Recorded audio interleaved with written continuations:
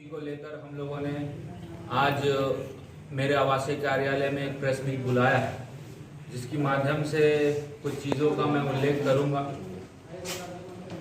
ये जो घटना घटी वो भागलपुर आवास में मेरे घटी। समय 8:30 बजे आप लोगों ने सबने इस न्यूज़ को प्रमुखता से छापा।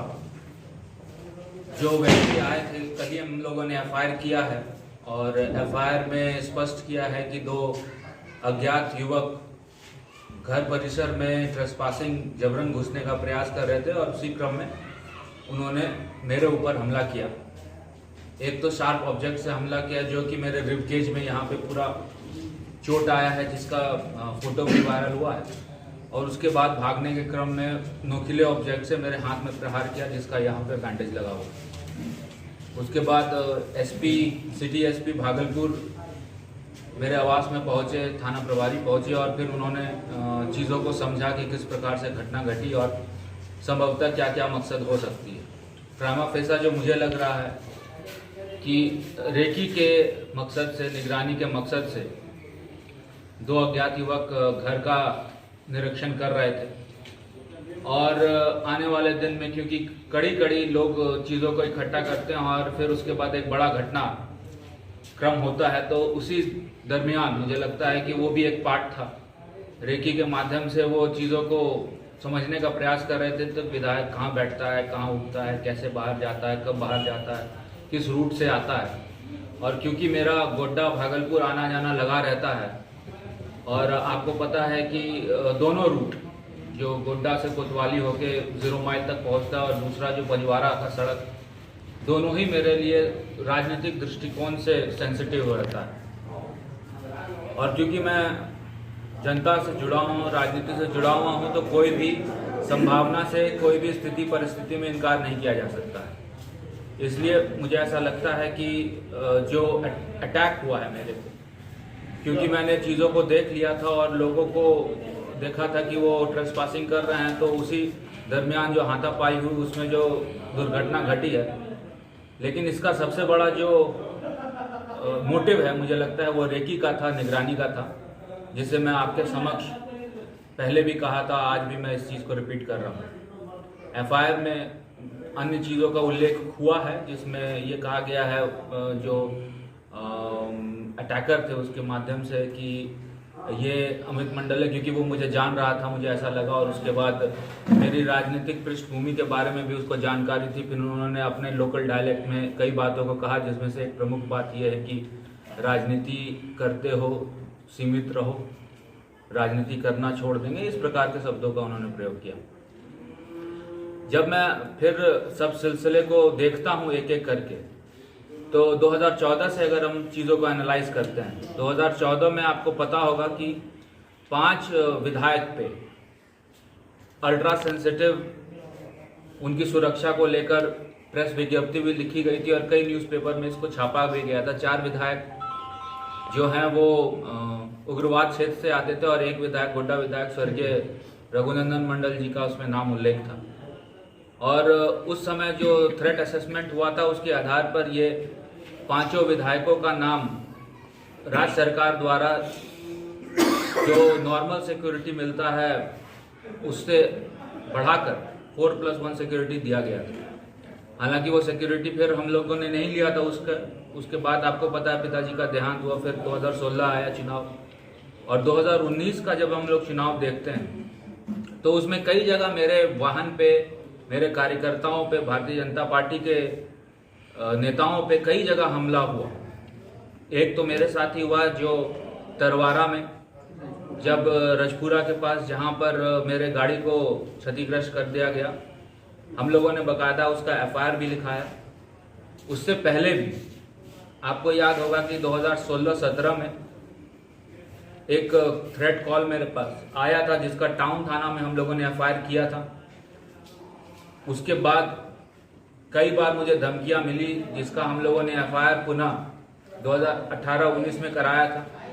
और इतना ही नहीं, बालू माफियाओं पे लगाम लगाने के लिए हम लोगों ने कई बार सड़क पर उतरकर यह प्रयास किया कि जो अवैध बालू के धंधे में संलिप्त है उस पर लगाम लगाया जा सके। उसको लेकर कोरका के पास ही मेरे गाड़ी पे भी अटैक किया गया। ये सब परिप्रेक्ष्य में हम लोगों ने चीज़ों को देखा। 2019 का चुनाव आपको याद होगा कि कितना चुनौतीपूर्ण हम लोगों के लिए रहा। चुनाव जीतने के बाद, चुनाव जीतने के पूर्व कई ऐसे चीज़ें थे जो आप लोगों ने भी इस चीज़ को छापा।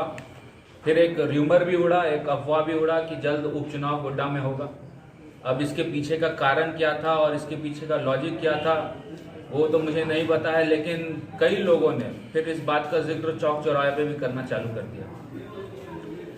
इन सब स्थिति परिस्थिति को देखते हुए जब हम लोगों ने 2019 का चुनाव जीता, उसके बाद डीजीपी को, होम सेक्रेटरी को एक लेटर लिखा और लेटर में ये उल्लेख किया गया कि एंटी सोशल एलिमेंट्स और खासकर वैसे भूमाफिया, बालू माफिया जिसके विरुद्ध हम लोगों ने लड़ाई लड़ी है, वैसे लोग इन किन प्रकारें राजनीति में जिनका रिश्ता है, राजनीति जो करते हैं, उनसे मेरे जान माल को, मेरे परिवार को खतरा है। और क्योंकि गोड्डा से भागलपुर मेरा हमेशा आना जाना लगा रहता है, तो उस रास्ते में भी मेरी सुरक्षा बढ़ाते हुए मुझे अतिरिक्त सुरक्षा मिले, इसका बाकायदा हम लोगों ने लेटर लिखा। लेकिन दुर्भाग्यवश जो सरकार बनी, जेएमएम की सरकार बनी, राजद की सरकार बनी, उन्होंने मेरे लेटर को दरकिनार किया और कोई भी एक्शन लेटर के माध्यम से धरातल पे मुझे नहीं दिखा, जिसका परिणाम है कि आज ये घटना घटी है। और मुझे ऐसा लगता है कि झारखंड सरकार अगर उस समय त्वरित गति से काम करती, बिहार सरकार से बात करती, तो ये स्थिति परिस्थिति आज उत्पन्न नहीं होती।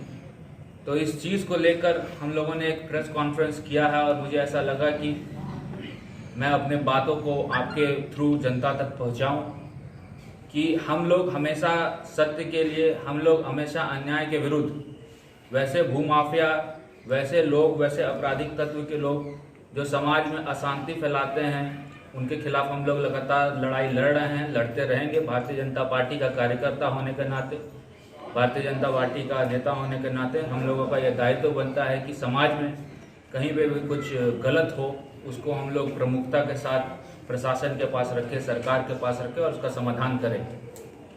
इसलिए आज हम लोगों ने ये प्रेस कॉन्फ्रेंस यहाँ किया है।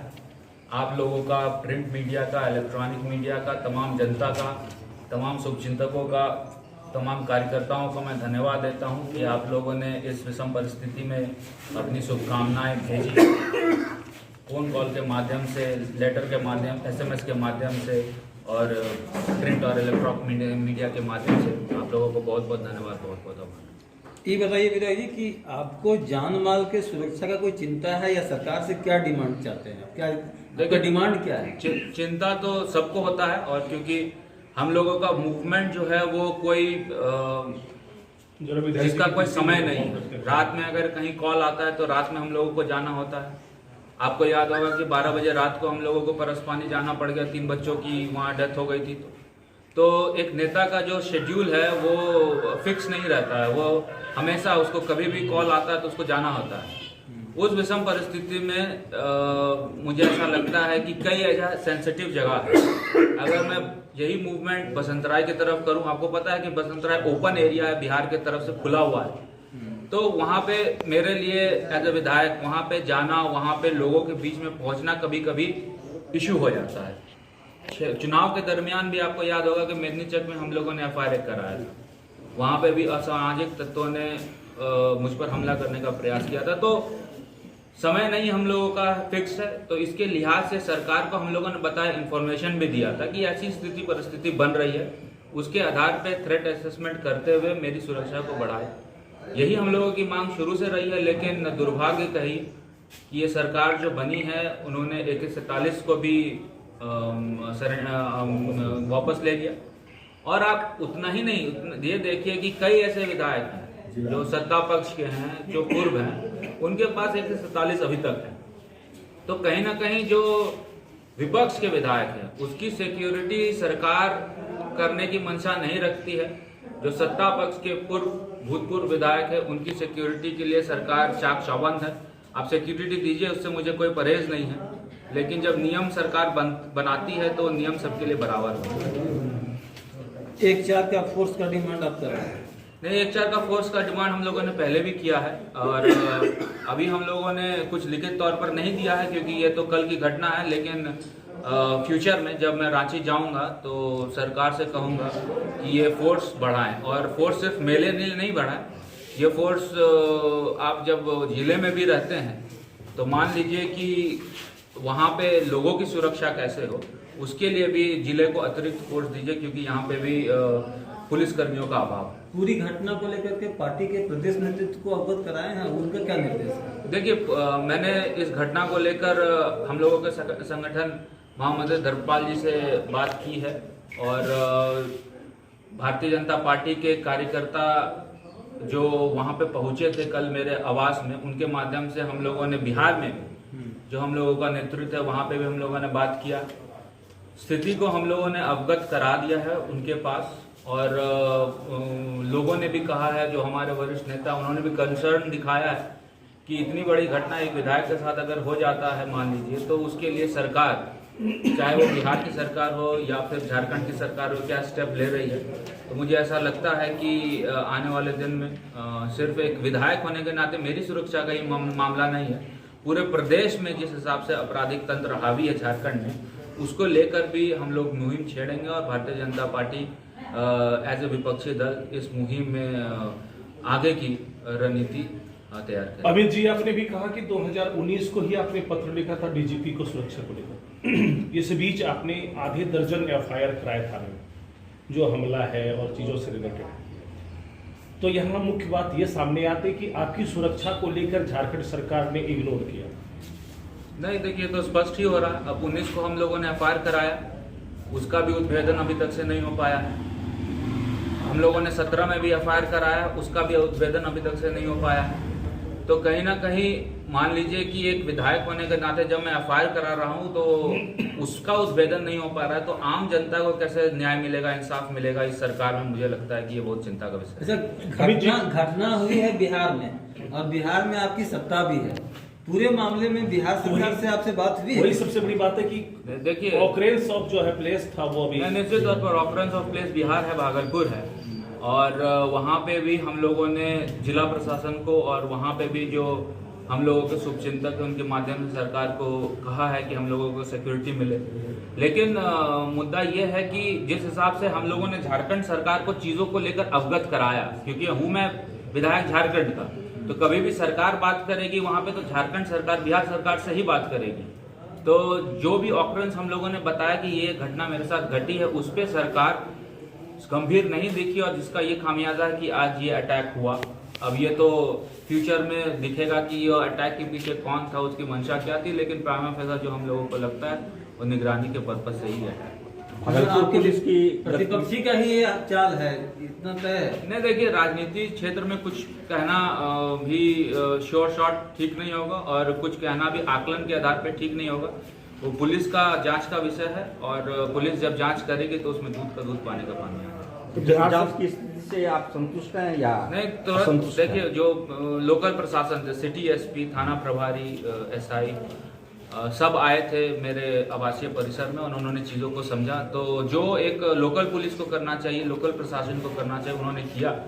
अब फ्यूचर में इस कांड का उद्भेदन जल्द से जल्द पुलिस कर ले, मुझे लगता है इसी में पुलिस की भी सफलता है। अभी सीसीटीवी फुटेज में कोई आशंका है? नहीं, देखिए अभी तो इनिशियल स्टेज है और कल ही एफआईआर हुआ है, तो आज से कल रात से छापामारी शुरू हुआ था। तो मुझे लगता है कि जो रूट है और जो रूट बताया गया कि इस रूट से जो अटैकर थे वो भागे थे, तो अब सब बिंदुओं को देखते हुए पुलिस कठोर कार्रवाई करेगी। चलिए, बहुत बहुत धन्यवाद। चलिए, हो गया।